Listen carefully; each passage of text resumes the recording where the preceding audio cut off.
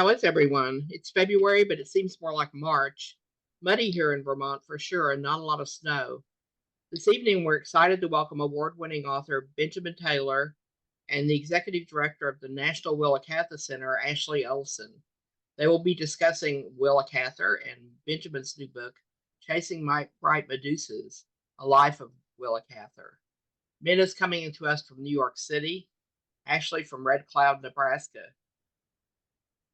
Where are you logging in from this evening? Let us see in the chat where you're coming from. Someone from the Adirondacks. From Lubbock, Texas. Lubbock, nice. Brooklyn, Kentucky, Monterey, Northfield, Mass, Overland Park, Kansas, Berlin, New York. Hi. And Putney.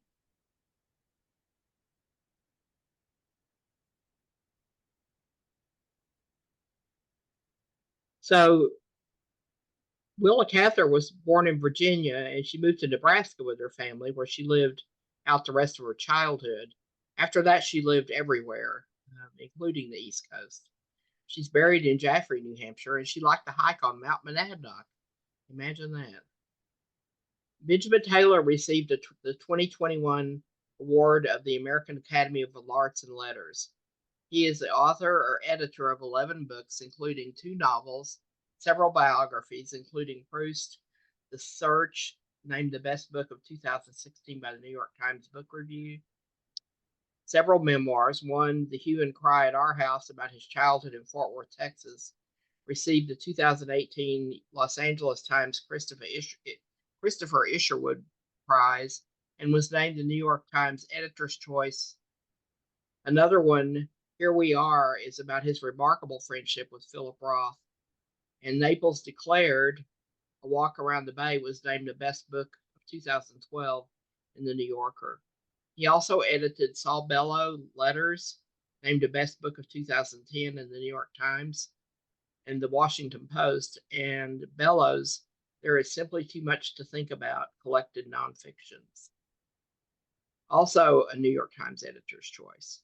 Taylor is a past fellow and current trustee of the John Simon Guggenheim Foundation and serves as president of the Edward Albee Foundation.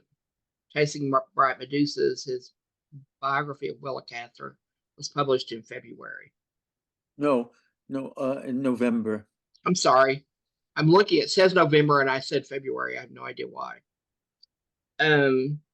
Ashley Olson has been a member of the National Willa Cather staff since 2008 and has served as the organization's executive director since 2014. Olson administers the Museum, Art Center, 10 historic sites, and a 612 native prairie that makes up the largest collection of nationally designated historic sites dedicated to an American author. She earned a master's degree in public administration from the University of Nebraska at Omaha and a bachelor's degree in business administration from the University of Nebraska and Lincoln. She lives in Red Cloud, Nebraska. Welcome, Ashley and Benjamin. Good to be with you. It's a joy to be here. Well, thank you for that lovely introduction, Sandy. We are going to get things started this afternoon with a reading from Benjamin Taylor's new biography of Cather, Chasing Bright Medusas, which, as I understand it, is now in its 2nd printing. So congratulations, Ben. Third printing. Third printing. I didn't have that memo. Well, extra congratulations then. And we'll let you kick things off with a reading. Okay, it's a great pleasure to be here. I'm just going to read for about 6 minutes from the beginning of the book, and you'll see where I'm going. She was christened Willa Cather, but the name displeased her, and she tried out in childhood various modifications. Willa Love Cather, William Cather, MD, William Cather, Jr., and then at 28, Willa Sibbert Cather, which stuck until 1920. She was her own raw material, and self-transformation was her game. The writer who leapt into the forefront of American letters with O Pioneers in 1913, The Song of the Lark, 1915, and My Antonia, 1918, was already middle-aged and had generated hundreds of thousands of words of journalism, copy she regarded as a closed chapter of her life after 1912 and wished never to speak about.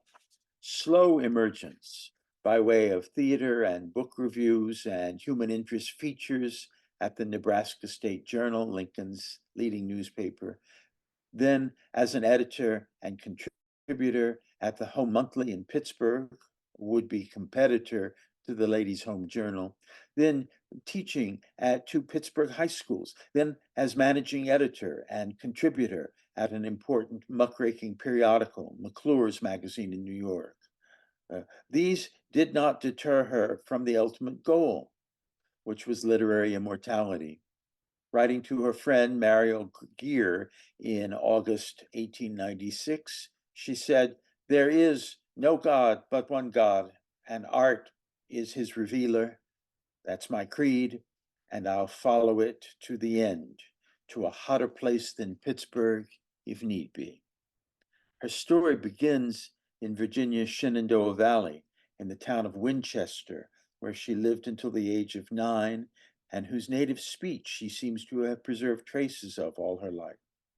She was exposed early by her maternal grandmother to the Bible, the Pilgrim's Progress, and Peter Parley's Universal History. When she was 9, a reversal of the family's never very stable fortunes induced her father to try his luck in the West. They settled in Nebraska on the high plains between the Little Blue and Republican rivers near a town called Red Cloud. The bearish sheet iron landscape was at first frightening. James Burton surely speaks for Willa's 9-year-old self when he says in My Antonia, "There was nothing but land, not a country at all, but the material out of which countries are made. I had never before looked up at a sky when there was not a familiar mountain range against it." Red Cloud and environs would prove the abundant seedbed of her imagination, and granted her a kind of exposure she could never have had in the Shenandoah Valley. A few doors down in Red Cloud were the Weiners, a Jewish couple vividly captured as the Rosens in Old Mrs. Harris, whose paintings and library and collection of Victrola records were a first taste of contemporary arts and letters. There was William Ducker, a store clerk with whom Willa studied Latin and Greek, advancing far enough to read Homer, Virgil, and Ovid in the original. More profoundly, there were Swedes, Czechs, Norwegians, Russians, French Canadians, Mexicans, and more on the sparsely settled plains. She heard a babble of languages and observed ways of life very different from her own. These deep influences made her a cosmopolitan while she was still a provincial. They seem one key to her deeper theme, the nation as a gathering of peoples from elsewhere, adding Americanness to some earlier identity. As in her favorite book, The Aeneid, Aeneas founds Rome, thereby adding an Italic identity to his Trojan origins, as she herself added a Midwestern identity to the Virginian self she began with. I find this grafting of later onto earlier the central trope in her work, and the transformations of westwardness and escape from old trammels, her chief theme. As she puts it in The Song of the Lark, the United States is a place where refugees from old sad countries were given another chance. Her books are in effect a critique of Frederick Jackson Turner's famous and outmoded frontier thesis. Turner has little to say about the disproportionate number of immigrants defining the westward movement of the nation. What sets her apart from her younger contemporaries, Hemingway, Faulkner, Fitzgerald, Dos Passos, is that this idealism about American possibility was unironic, What makes her the greatest of anti-modernists is that ideals were what were most real to her. In the Song of the Lark, she calls them instinctive standards for which one is bound to suffer. Compare the authors of The Sun Also Rises, The Sound and the Fury, The Great Gatsby, and Manhattan Transfer, men who wrote mockingly about the illusoriness and deceptiveness of ideals. To Alfred Knopf, she would declare in 1932, if all the great loyalties are utter lies, why then they are ever so much better than the truth. And that is what brought ideals out of the dung heap in the first place, because creatures weren't content with dung, though it is always there and in a sense more real. All my stories, she told a Nebraska journalist, have been written with the material that was gathered, no, God save us, not gathered, but absorbed before I was 15 years old. There's truth in this, of course. Temperament is established early and does not change. But what is most striking about Cather's life is the catalytic role of experience on temperament. It was an ever-expanding knowledge of the world that would propel her to greatness. At 25, she spent an unforgettable week in New York, visiting museums and galleries, attending the Metropolitan Opera, writing reviews of plays for the New York Sun, lunching with Helena Modjeska, the great Polish actress. At 29, she visited Europe for the first time, London and the west of England, Paris, Marseille, the cities and towns of Provence. Momentous, yes, but of still greater import would be a 1912 journey to Winslow, Arizona, to visit her brother Douglas. She was captured for good and all by the harsh beauty of the Southwest, hard bit by new ideas, as she called it in a letter to her young friend Elizabeth Shepley Sargent.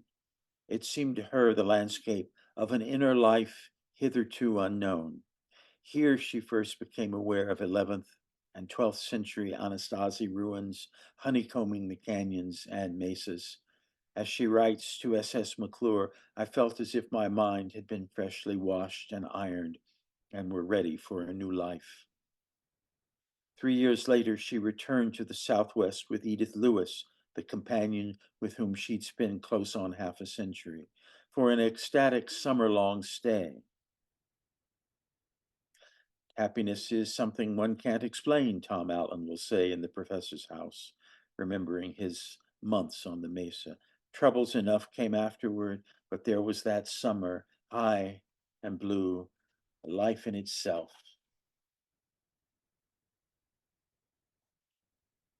In addition to Mesa Verde, her inspiration for the Tom Outland inset, a glorious novella in its own right, they visited Taos and Santa Fe, both of which would prove crucial to her later work.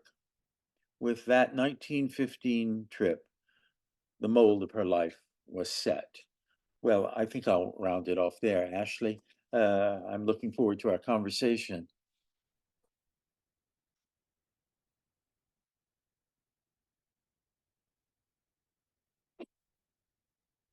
Well, thank you, Ben. I believe there is a link in the chat box for anyone who has yet to acquire a copy of Ben's book. We thought it might be interesting to, as we begin our discussion about Cather's life and her work, just sort of begin at the beginning in Virginia. Yes, this is not that Willow. we're- This is Willow.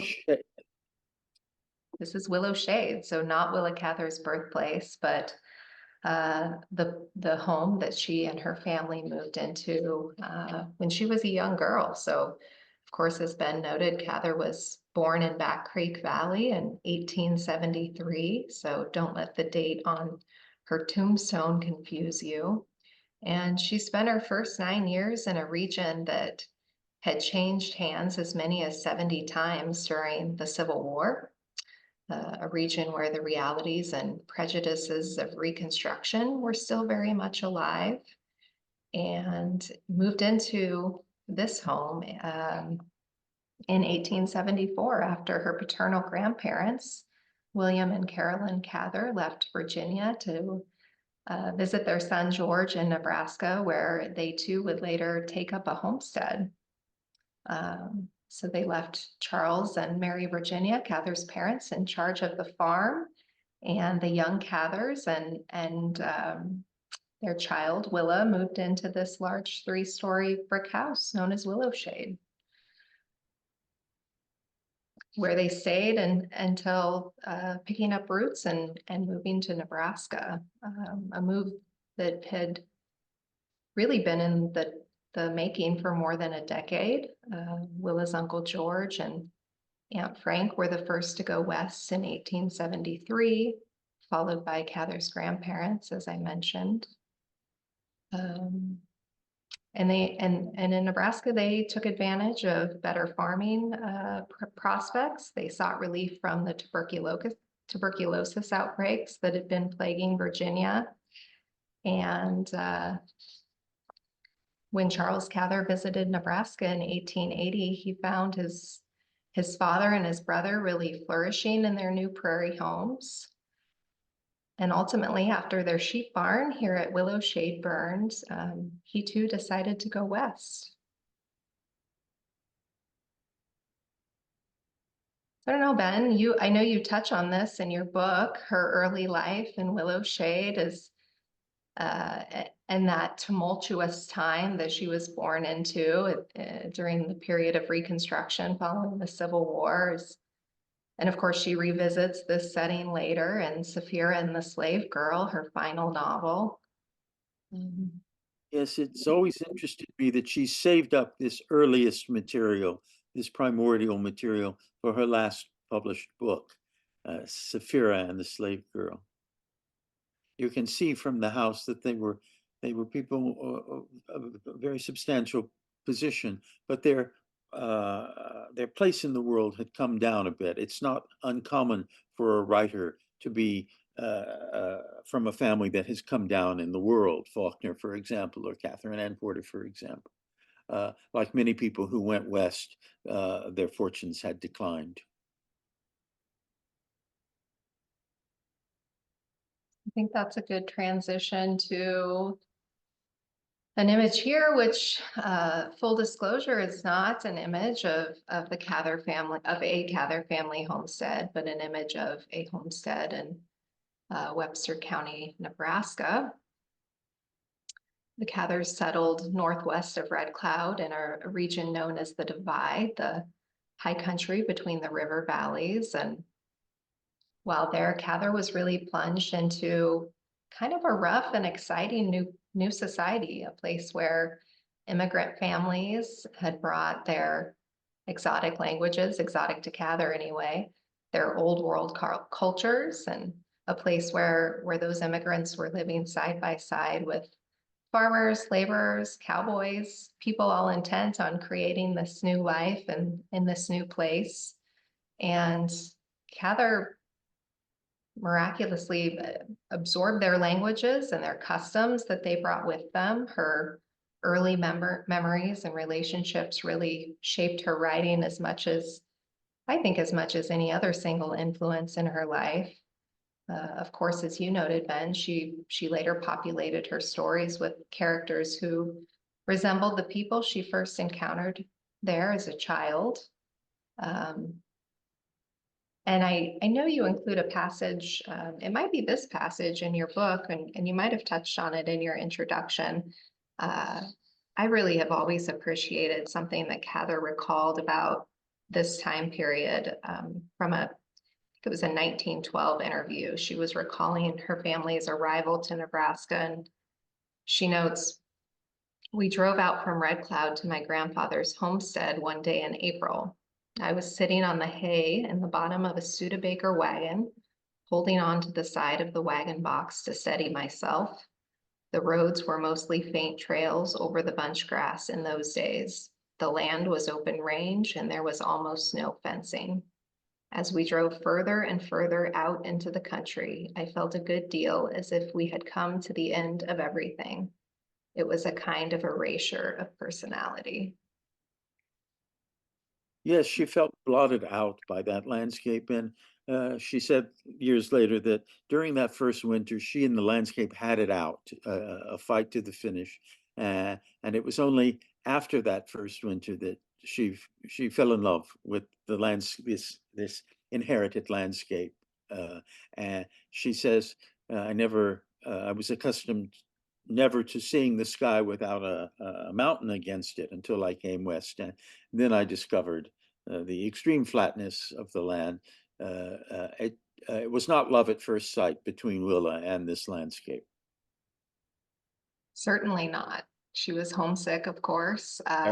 Terribly homesick. Yeah, as her mother was, and spent a good deal of time just roaming around the prairie on her pony, um, meeting her neighbors, primarily immigrants, Swedes and Danes, Norwegians and Bohemians. And I think she recalled later in the interview I referenced earlier that she liked them from the very first, and they helped make up for what she missed about home. In reference, particularly liking the old women who understood her homesickness and were kind to her. So yes, she had no provincialism, no provincial fear of foreigners. She embraced them quite readily and was fascinated by them, fascinated by their languages. As I say in my book, she became a cosmopolitan while she was still a provincial.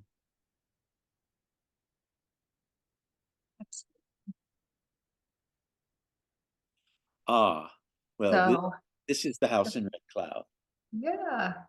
Well, of course, not everyone was suited for life in the country, the Cather family included.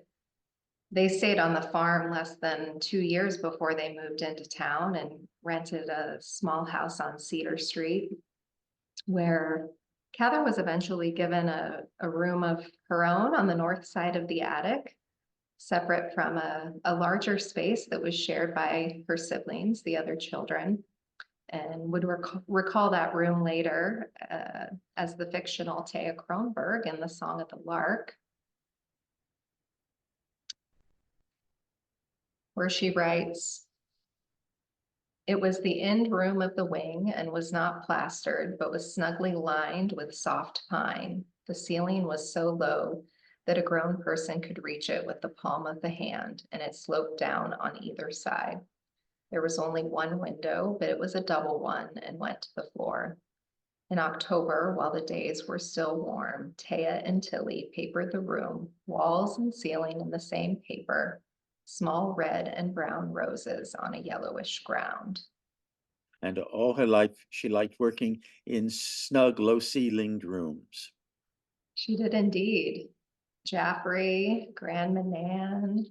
Yes. Yes. And I think the third floor room where she worked at the Jaffrey Inn had a low ceiling, It dormers. did. Yeah. I don't recall whom she was writing to, but there is a reference in one of her letters, something to the effect of liking small and snug spaces. I like to be snug, she Yeah, says. I like to be snug. I do too. Okay. What else do we have here? Well, we have a young Cather. Let's see.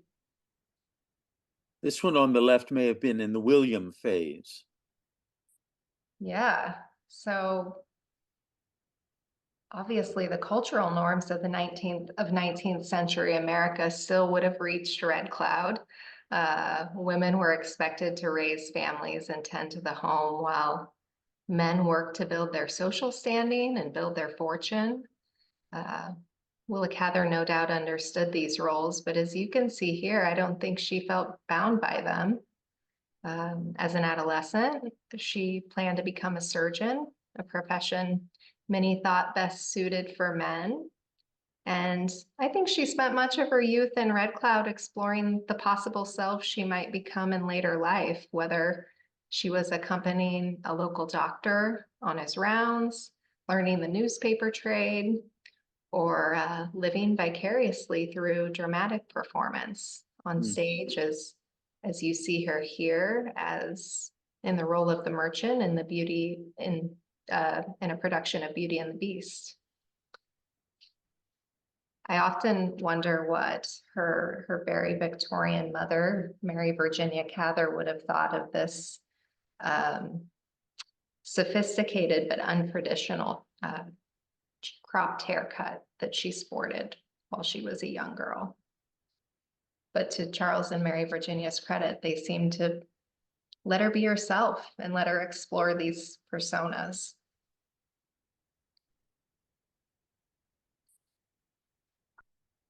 I'm just noticing for the first time in the which play is it? Beauty and the Beast? Beauty and the Beast. Yes, Mhm. that the figures are numbered. If you look towards the bottom, 1, 2, 3, 4, and 5 is Willa in the top hat. In the top hat, back row center. Yes.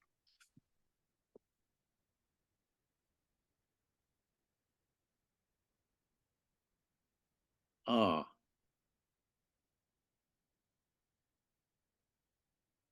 Heather left Red Cloud in 1890. She enrolled at the university in Lincoln, and her plan to become a doctor changed after a professor published one of her essays in a local newspaper. I always get a kick out of a letter that she wrote to Will Owen Jones, the managing editor of the Lincoln State Journal, after that essay was published. And she was recalling this occurrence later in life when she wrote to Jones, but this is what she had to say. She says, "The first time I was ever confronted by myself in print was one Sunday morning when I opened the Sunday Journal and saw, stretching out through a column or two, an essay on some personal characteristics of Thomas Carlyle, which Professor Hunt had given you to publish quite without my knowledge. That was the beginning of many troubles for me. Up to that time, I had planned to specialize in science. I thought I would like to study medicine. But what youthful vanity can be unaffected by the sight of itself in print? It has a kind of hypnotic effect." yes. Yes, the dream of becoming a physician perished instantly when she saw her name in print for the first time. She became a writer all at once.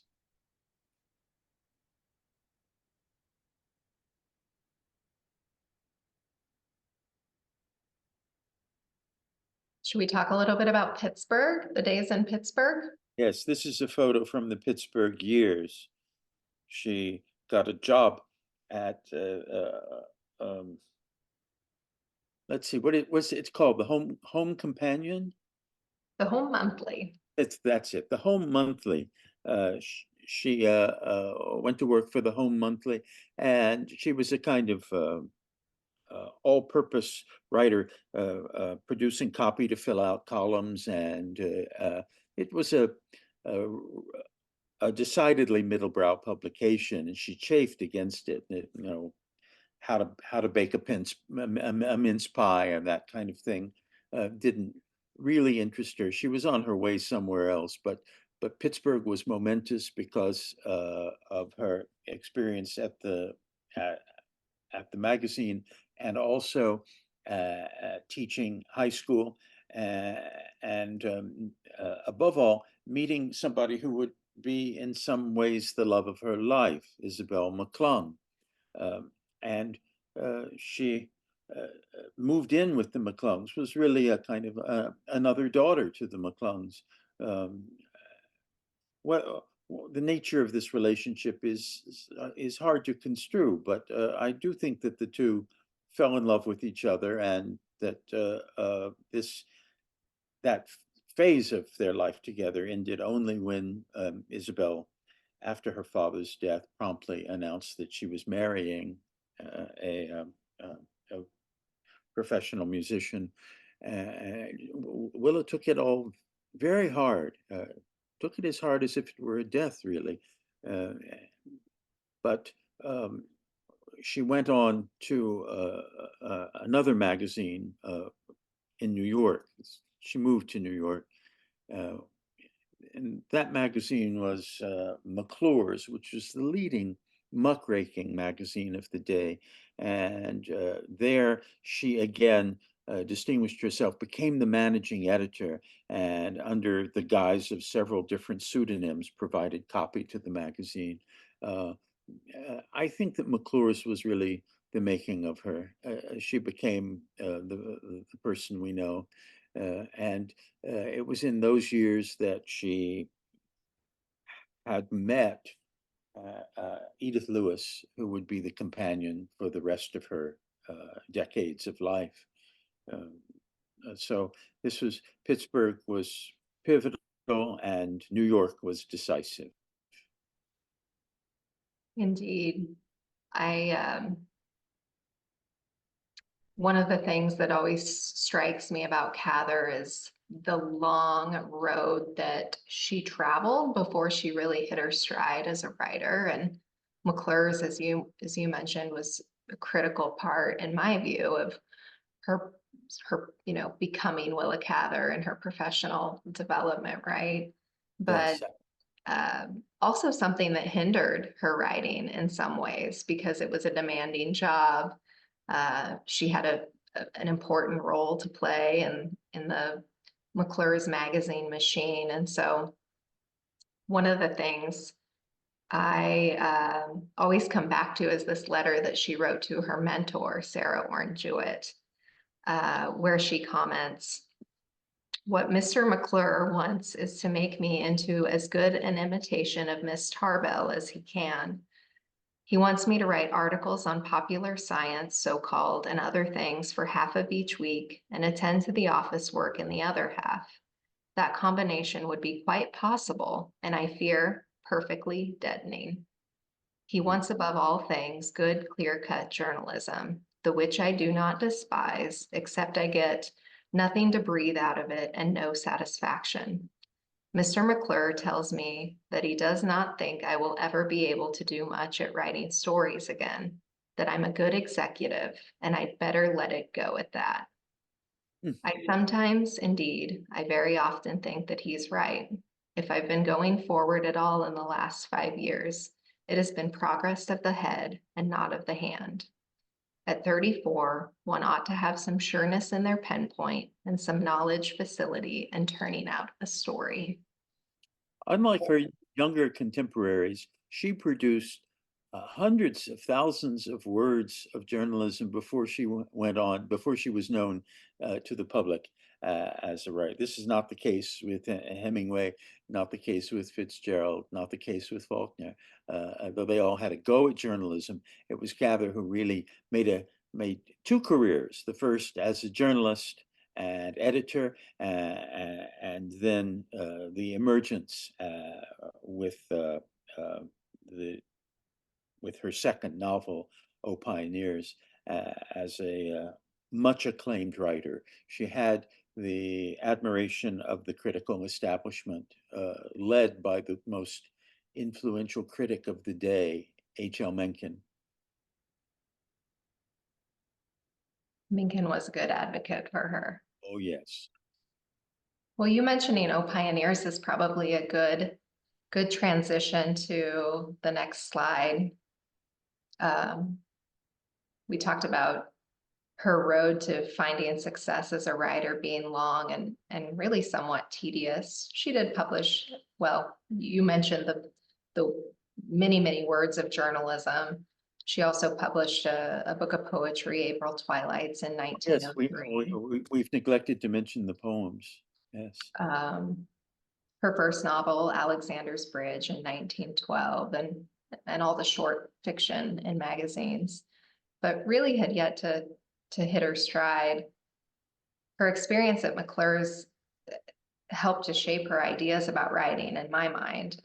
She openly acknowledged in an interview that she'd wanted to write in the sophisticated style of Henry James, who she greatly admired, as you note in your book. And when she began reading manuscripts at McClure's, it became clear to Cather that much of the work she was reading had been written for the sake of the writer rather than for the sake of the material. And she noted that many of the writers that she was reading were trying to be clever and witty, but weren't writing because they loved their subject, and came to this realization that a writer must have an intimate understanding and a real appreciation for their subject. So in the first novel, there's a lot of borrowed finery. She writes about Boston, privileged Boston life, privileged London life. It took her, the Alexander's Bridge was a mistake she had to make before she could find her real material, which she does in O Pioneers. And I've reread it just recently in connection with teaching, and it is a formidable novel. So second novels very often are a letdown after the first. It's the reverse. If she had written only Alexander's Bridge and April Twilights, nobody would have heard of her. She comes into her own with the Prairie Trilogy, O Pioneers, and the Song of the Lark, and My Antonia. I really appreciate, so you referenced My Antonia. I should reference for our viewers that the photo on the right is a photo of the John and Anna Pavelka family. Anna was the prototype for Antonia in Willa Cather's novel, My Antonia. And Annie, the woman in front with the long dress. yes, right here, if you're able to see my cursor. Cather actually came back to Nebraska in 1916. She was at work on a manuscript called The Blue Mesa. And while in Nebraska, visited her friend Anna, pictured here, at a farm where she lived with her husband, John, and their 10 children. And inspired, Cather set aside the Blue Mesa in favor of a new novel, My Antonia, which became My Antonia. And I always... Oh, I'm sorry. No, go ahead. I'm curious if I was not able to find this out, or it just slipped past me. Did Annie Pavelka have a first child, a daughter, out of wedlock, or is that in the novel but not in real life? She did in real life, indeed. And actually, she was also the victim of an assault before this came out in recent scholarship, just in the last few years, before what we previously thought was the first daughter was born. Anna was the victim of an assault that also resulted in the birth of a child. And that child did not survive more than just a few short weeks. So much like the character Cather creates, this is a woman who really had to show strength in the face of a lot of adversity. And just as the character, I don't want to spoil it for anyone who hasn't read My Antonia, but just like the character in the book, she also lost her father at a young age. He took his own life. Oh, it's really very close to the facts of Anna Pavelka's life, the novel. Yeah, it is, although she called it fiction, of course. But nobody who reads the book ever forgets Antonia coming home after a day's work, going up to her room, and in silence delivering her own out of wedlock baby. Yeah. An astounding scene. I don't know that it has its equal anywhere else in literature. I don't know that that particular thing had ever been depicted in literature. Yeah, that's one that hangs in the minds of readers for sure. It did for me too. Okay. The years of fame. The years of fame.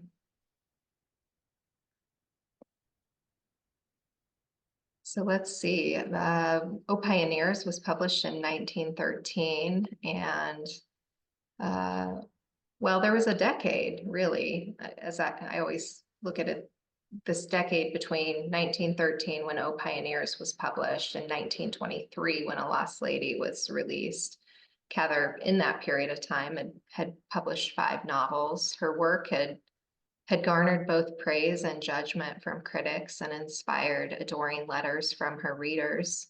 She had really distinguished herself from other writers by becoming a representative voice for the settler experience on the plains, and novels like O Pioneers and My Antonia helped shape this identity. In 1923, on the cusp of age 50, she wins the Pulitzer Prize for One of Ours, her 1922 novel about a Nebraska farm boy who dies on a battlefield in France during the Great War.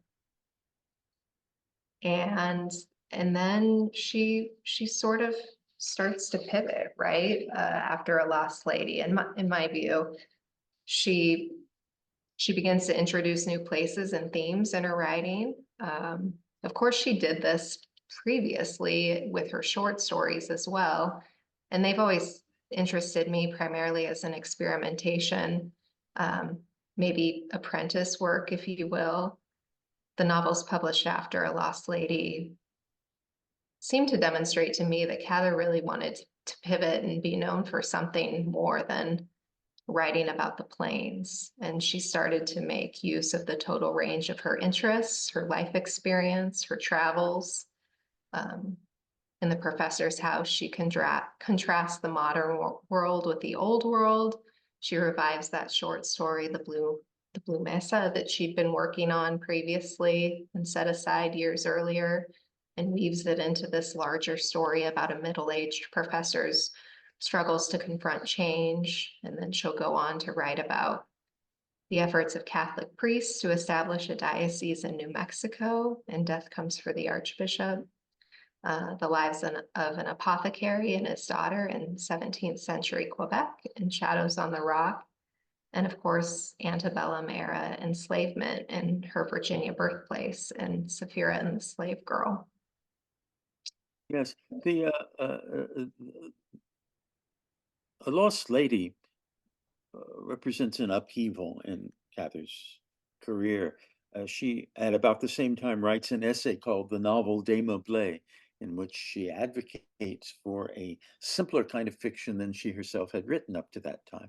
And I suppose A Lost Lady is meant to be the exemplum of the unfurnished novel, as she called it, the novel Démeublé.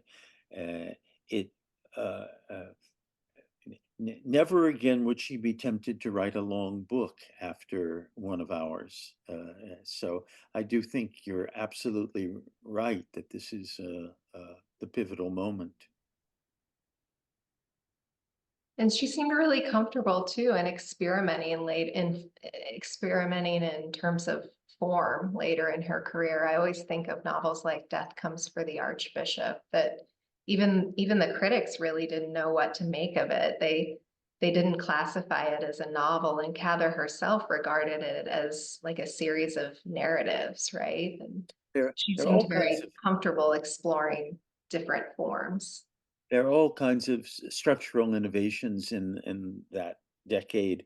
You think of, for example, my mortal enemy.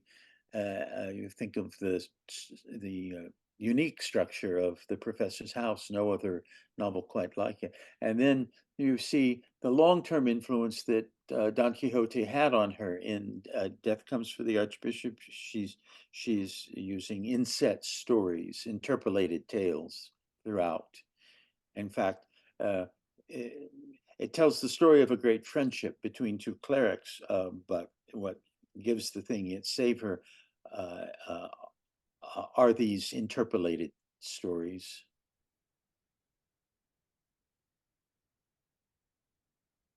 Well, I want to be mindful of our time. I know that the organizers of our event would like to invite the audience to participate in our conversation and pose questions. So I'm wondering is this the right time to pause and take a few questions?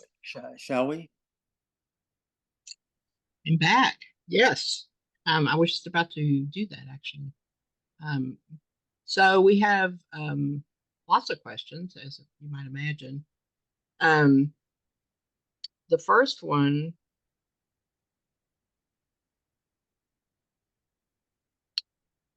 is from Anne Wheelock. She wants to know if you have a favorite Willa Cather work. When did you first read it? And do you remember how you felt when you read it? Have you reread that work and how have your feelings changed about?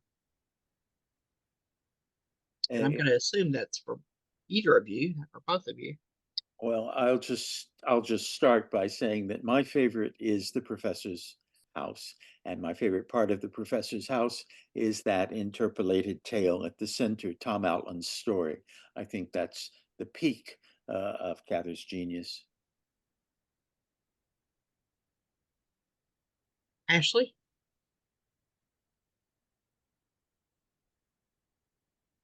It is really hard for me to identify a favorite Cather book. I get asked this question a lot, and I feel like as I read and reread her work, oftentimes new favorite novels appear. Her work tends to mean different things to me at different points in my life.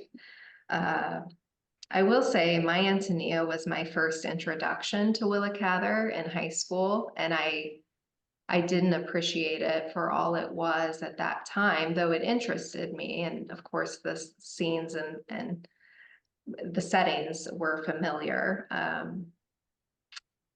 But it's a book that I continue to revisit almost year after year. And I find it really, while it's not without sort of moments that are a little bit, I think, cringeworthy to some modern readers, it's a book that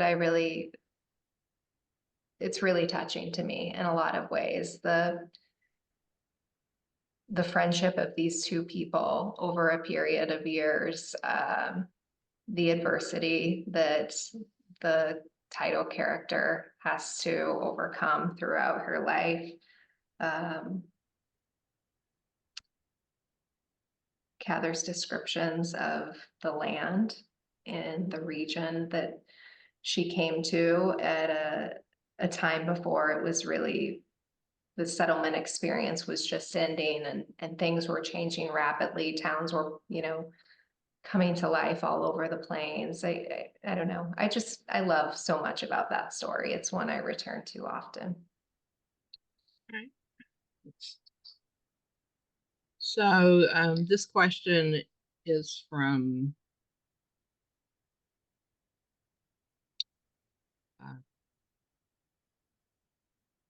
Bethany. And she wants to know if there are any Cather books that have increased in popularity in recent years or decades.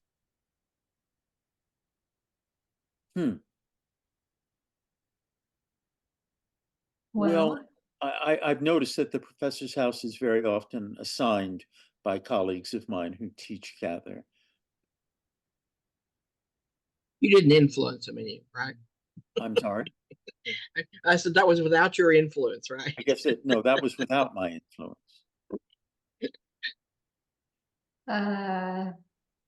Well, in terms of sales, Death Comes for the Archbishop is a book that seems to outsell her other novels, at least for the works that are not yet in the public domain.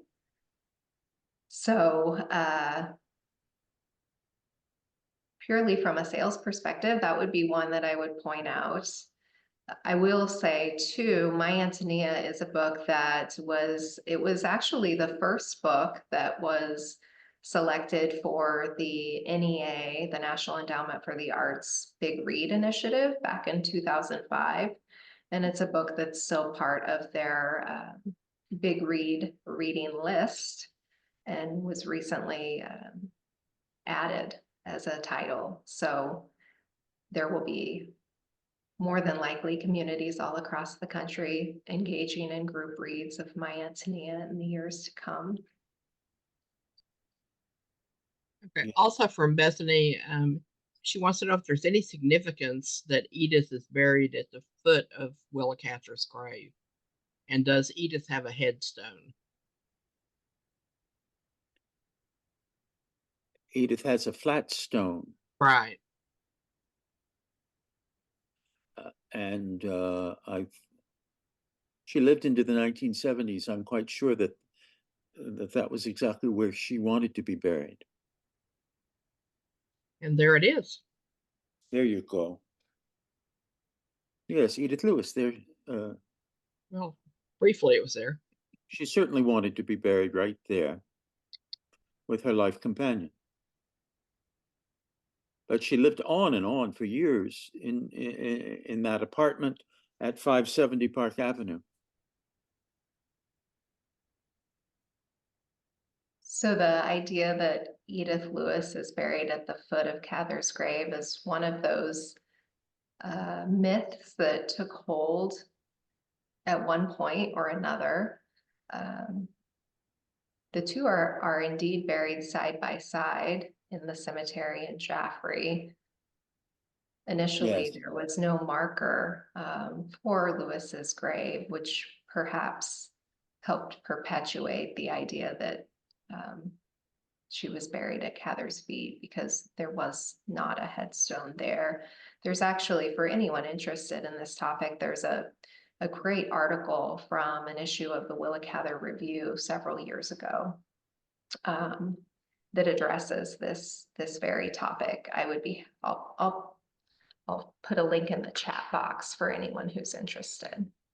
But it is a very lovely place. The Ostermans helped Edith Lewis secure that location for Cather's final resting place. And I don't know if they could have found a better one. There's a view of Mount Monadnock. It's right Yes. at the end of, you've been there, I think, Ben, Yes. is that right? Sure. Yes. One summer years ago, when I was at MacDowell, I drove to Jeffrey and saw the grave. But it always seemed to me just that she was buried within view of Monadnock, a mountain she loved. Tom asks if there's any, if you had any great surprises as you started researching the book. Well, I didn't realize. What was your greatest surprise? Anyway? My greatest surprise was the heroic frankness with which she lived her life in the company of other women, first Isabel and then Edith. This has puzzled people, but in the old days, very often so-called spinsters or old maids, to use the outmoded terms, would live together in order not to live alone. And this didn't excite very much curiosity. But I have no doubt that these were what we would call first romantic and then connubial relationships. And when she was young, one young man did ask for her hand in marriage and gave her a serpent's ring that she wore, perhaps to remind herself of the conventional road not taken. But it took a certain doing not to get pushed into matrimony, and she knew it was not for her. And when Isabel goes off with Jan Hamburg, that is the moment when Edith comes into Willa's life. I think it was a very successful marriage, very successful in all ways. Richard says that he loved Lucy Gayheart, but he didn't think the critics thought much of it. It had such tenderness and heartbreak. From what you said about her expansion after 1923, then this was her return to the prairie. Could you comment on the novel? Yes, it's I think it's a remarkable novel too. I really, in my most recent reading of it, felt that it did get short shrift Cather herself seems not to have liked it very much, but that well, it's a book about music and on musical principles, like the Song of the Lark. But the Song of the Lark is about a musical genius, of an extraordinary Wagnerian soprano, Thea Kronborg. Lucy Gayheart is simply an accompanist, not touched by genius at all. And